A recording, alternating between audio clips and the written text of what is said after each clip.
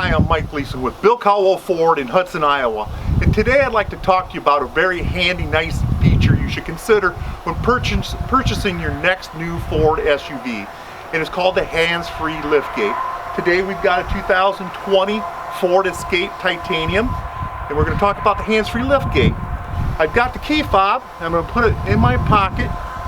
Now you can have it in your pocket or your purse, wherever. Have it on your person. Simply walk up to the vehicle. If you've got packages in your hand, you're not able to get the key fob out, whatever. Just walk up to the back of the vehicle. Just a quick swiping motion underneath the rear of the vehicle, and it's going to open up the liftgate for you so that you can actually just go ahead and put your packages in the vehicle. Now, the hands-free liftgate will work also closing. And there it goes down. So it frees up your hands to be able to put your packages in the rear of the vehicle. For more information about this vehicle and any other vehicle that we have, give us a call, Bill Caldwell Ford in Hudson, Iowa.